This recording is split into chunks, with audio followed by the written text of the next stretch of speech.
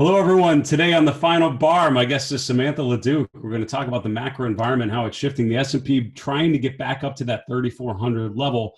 Not quite able to do so today, but finishing strong going into the close with technology, communication services 1 and 2, sort of pushing the market higher. Today, we're going to talk about a segment, Mindful Investor, talking about a bull market topping checklist, giving you some ideas of things to keep in mind for a potential rollover. Ladies and gentlemen, this is the final bar.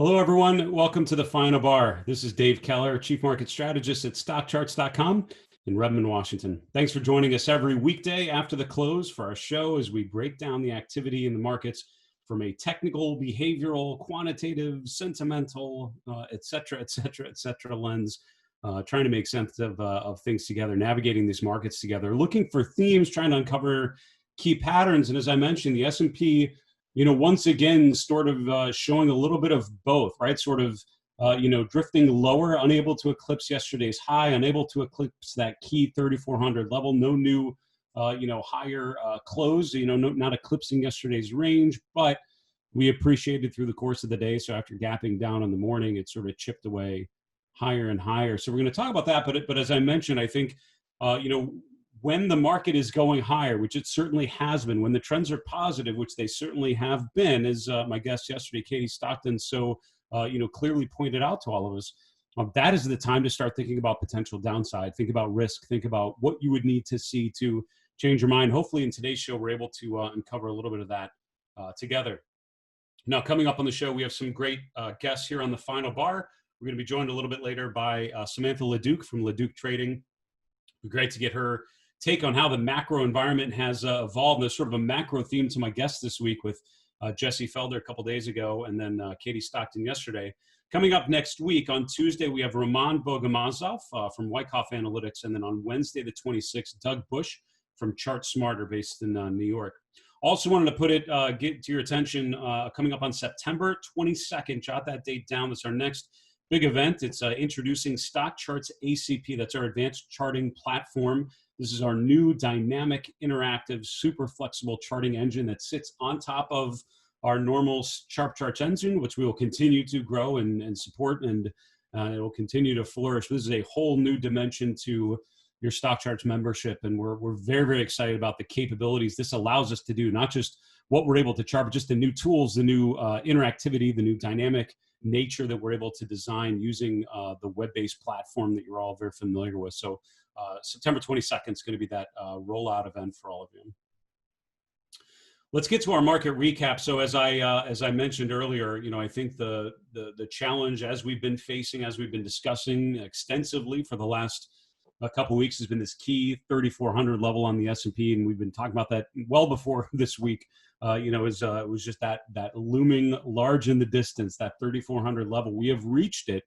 And I think my expectation, along with I think many, is that you'd expect resistance. And if enough of us expect resistance and place our bets that way, that's going to provide the resistance we're probably all expecting. I think with something this clear cut, there's certainly a self-fulfilling prophecy nature to the charts that you're looking at.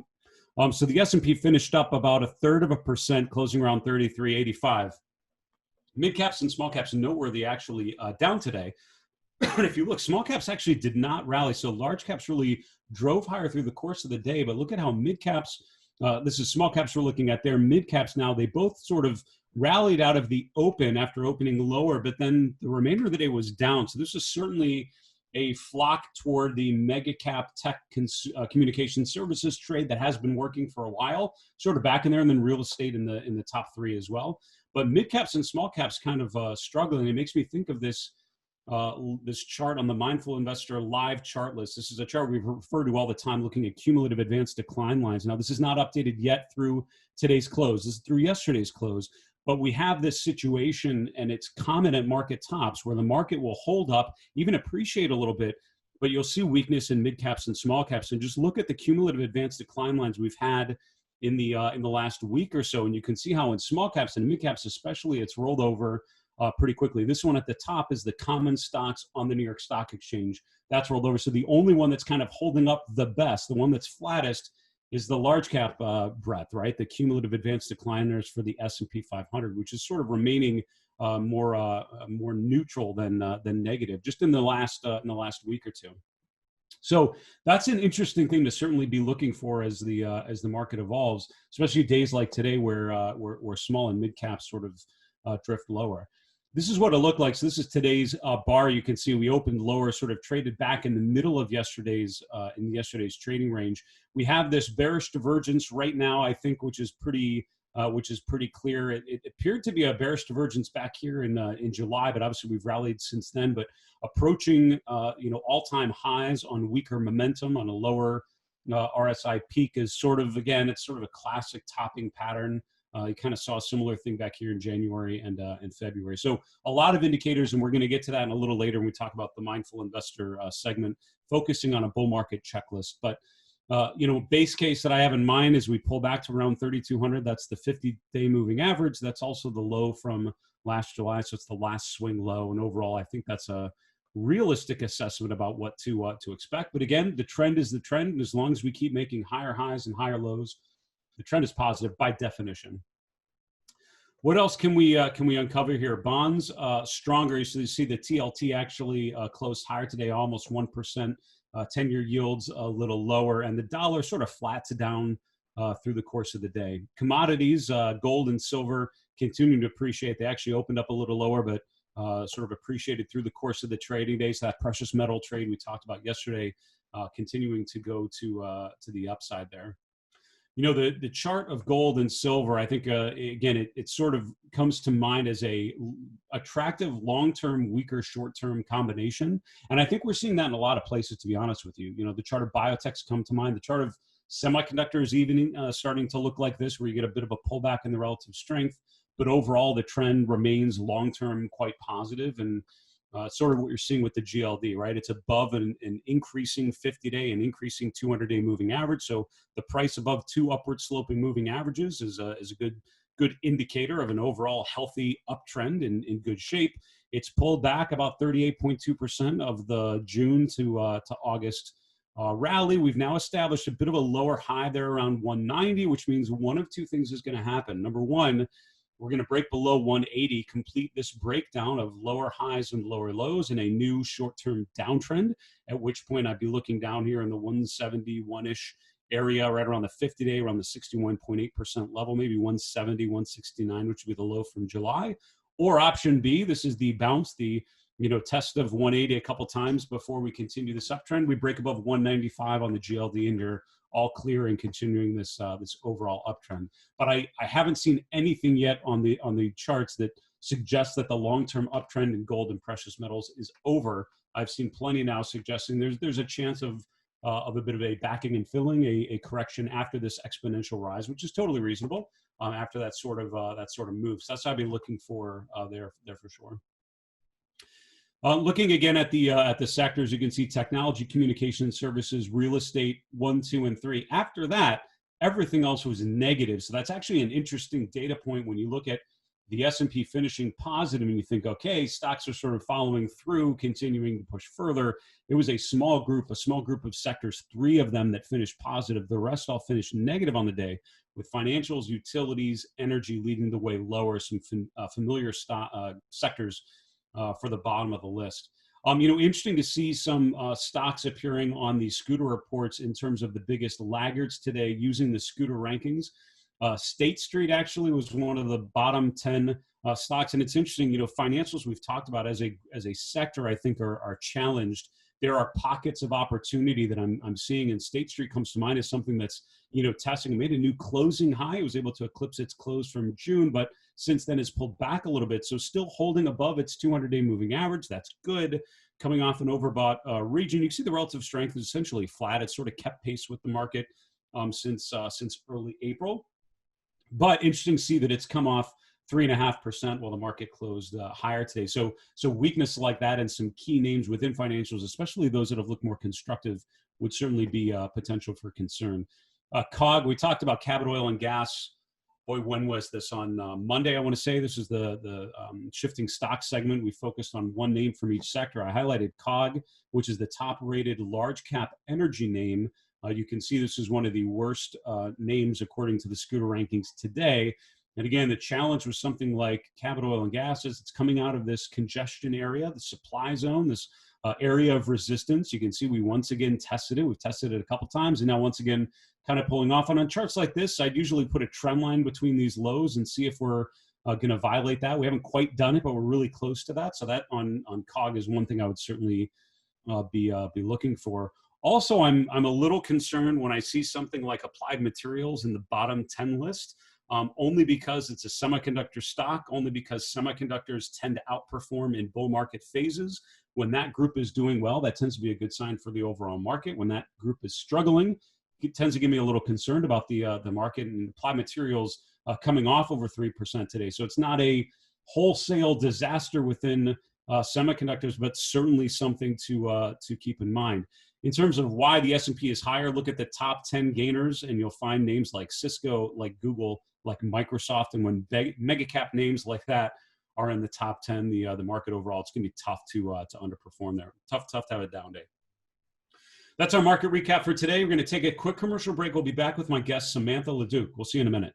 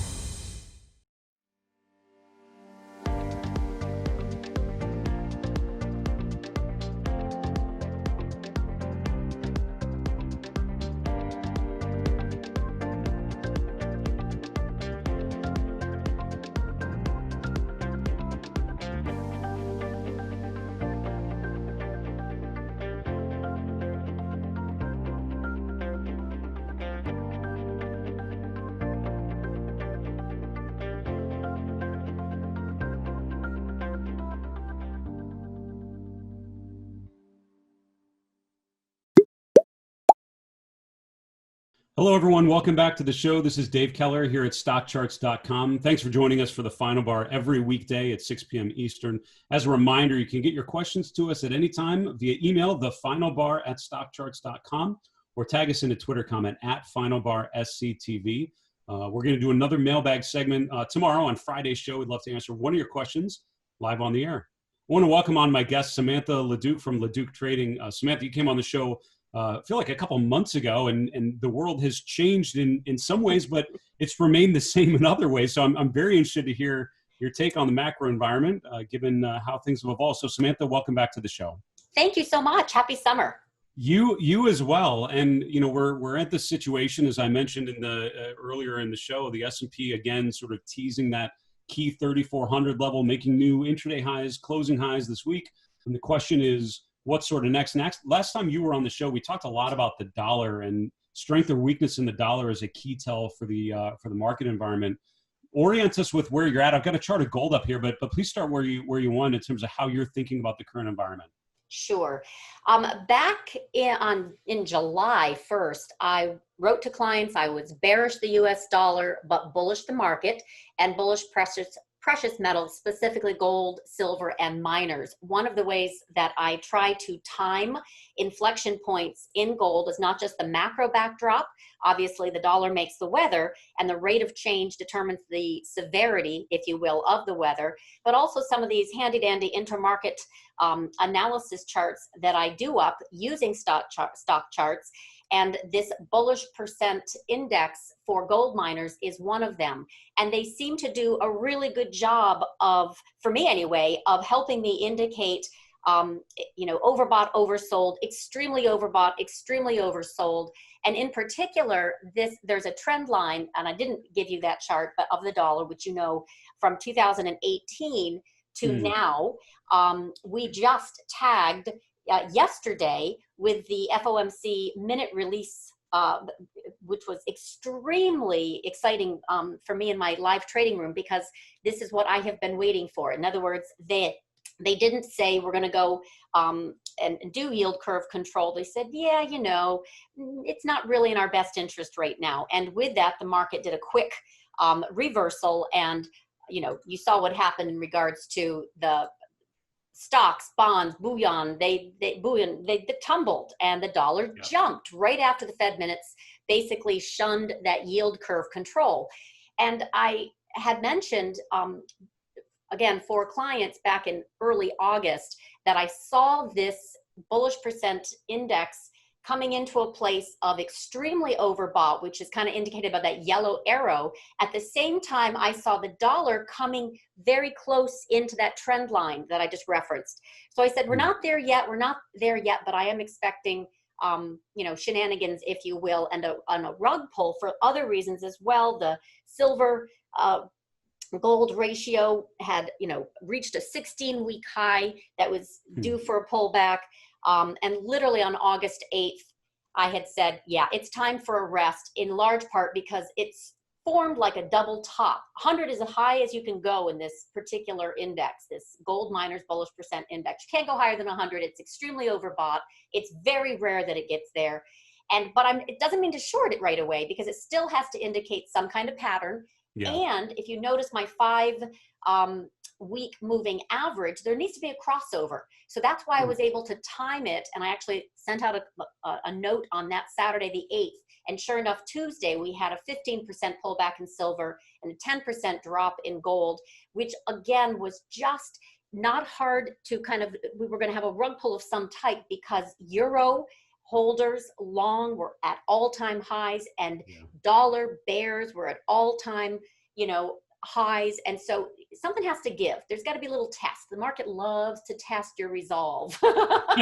So sure enough, we did a very firm drop on Tuesday of last week, and we've been chopping around ever since. And I give you the most recent, look at this percent index as it is obviously rolled over, but we have not caught up. I think we have more on the downside. I'm not talking about long-term investment. Gold is phenomenal, especially in this backdrop, right? Right. But short-term, timing that turn and then pressing short is what I am doing. And obviously with clients, looking at positioning short for the next few months. Yeah, that's a great take, Samantha. And this, if people aren't familiar, right, this is the bullish percent. So basically telling you what percent of gold miners, the stocks are in a bullish pattern for using the point and figure charts. And it's actually a really beautiful signal how it indicated that extreme euphoria, that extreme bullishness with gold stocks at that point there in August. It also, I was going to say real quick, it also times really well with FOMC decisions. Like if you go back real quick, you'll notice, like, for example, the green, Powell announces rate cut August 1st, 2019. So prior to that, the dollar had been rising. Gold really wasn't falling, but it wasn't going anywhere. And as soon as we had that announcement, gold shot up through the roof, right? So, and it has been very, very firm and rising, except for the March, period where everything sold off. It was collateral damage, basically. And it was quickly, look at the 769, when the Fed also did its emergency rate cuts in March of 2020. Look how low that bullish percent index tagged, 769. Sure. That was a screaming buy. So all I'm saying now is we have a patch of softness. Let's reset later. It's still a good investment long-term. It just depends on how, steel tummy you have for the drop that's coming, I think. Samantha, two things you said that I'm going to borrow from you and attribute to you openly is the dollar makes the weather. I think that's such a great way to think about what's happening right now, because if you had one chart, it's not a bad one to pay attention to. And the market loves to test your resolve. I think we've all sort of seen that in the last couple months for sure. Samantha LaDuc, thank you so much for coming back on the show. Really appreciate your perspective, and hope you stay safe, and we'll have you back on again soon. All right. Thank you so much. That was Samantha LaDuc joining us from LaDuc Trading. And again, I love how Samantha thinks about it. And I'm humbled by people that are able to use the StockCharts platform better than I am. And I put Samantha in that bucket. When she sends charts, I think, man, I wish I would have set up a chart like that. It's actually it's a great illustration of the euphoria of the gold trade there going into the peak in precious metals. But a great take. And I think her comments on the dollar are really, really key. There's a lot to be gained from paying attention there. Our next segment is called the Mindful Investor. My producer Gretchen and I were talking about some different segments to incorporate into the show. One of the things we talk about, the blog that I write for StockCharts.com is called the Mindful Investor. And basically the goal of that is to apply mindfulness techniques and mindful investing practices into your decision making. And a lot of this ends up being, market oriented, but I try as much as possible to incorporate mindfulness and behavioral themes, because that's really my background. That's the lens with which I tend to use technical analysis and most of my discussions with clients and presentations over time. So what I wanted to do with today's segment is just bring up an article I wrote. It's actually originally for Saturday's Chart Watchers newsletter. So we have a free newsletter that goes out every Saturday called Chart Watchers. If you don't get that, I'd encourage you to sign up for that, because it highlights some of the work that all the different StockCharts contributors are doing. Also on StockCharts TV, some of the great content that we're putting out. So it's a great way to keep on top of what we're doing if you sign up for the newsletter on the main StockCharts page. But each of the contributors, many of us have our own blog page, and my recent post was on a bull market top checklist. And what I want to do is just talk you through why this is an important topic right now when the market's at all-time highs. You know, when the market's going to all-time highs or at all-time highs, which is the scenario we're at right now, and with a lot of individual names, we've been in that situation for a little while now.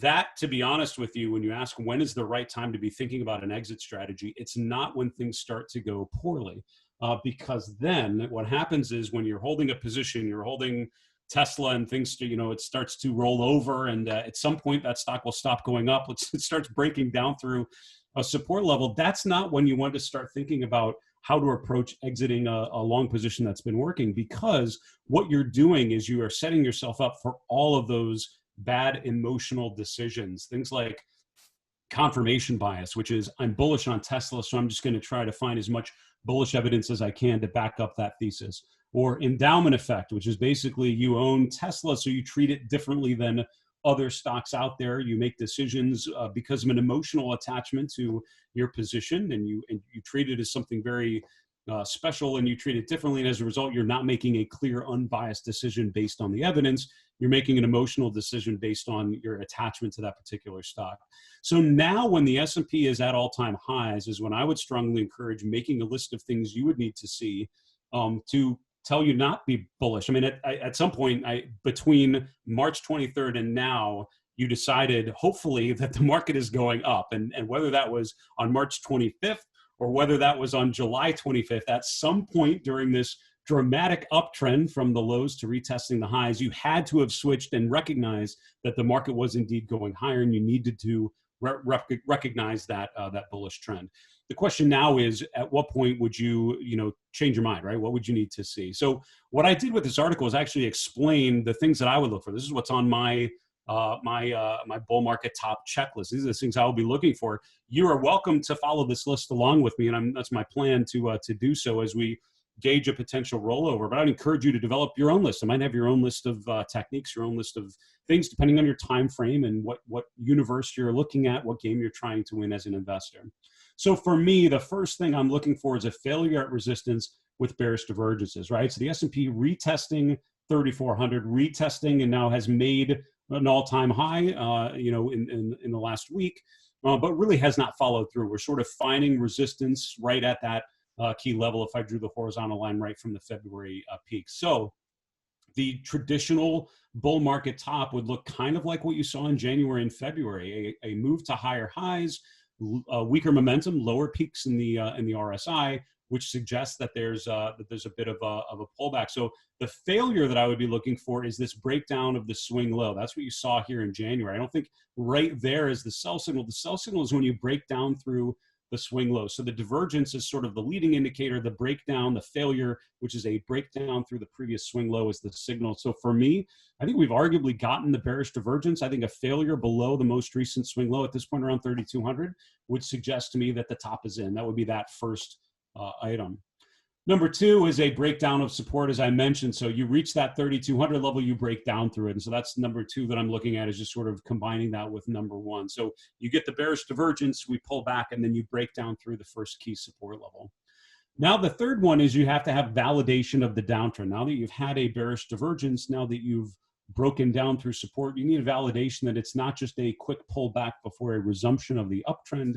You want to identify some follow through. You want to identify some confirmation that the trend is going down. And for that, I would look at what I call the market trend model. This is a weekly chart that I've used for a number of years, and it's driven off of long-term exponential moving averages. So the long-term market trend, in my opinion, in my estimation, is the difference between the 21 and 34 week exponential moving averages. Those are the blue and red lines you see here at the top.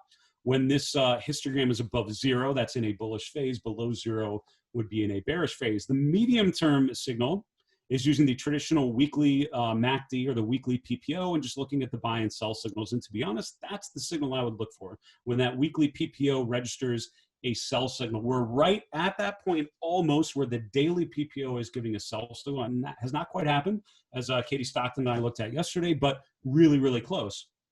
The weekly PPO would only trigger if the prices come off enough to register a new downtrend. You saw that here in late February, after the S&P had broken down that first leg down.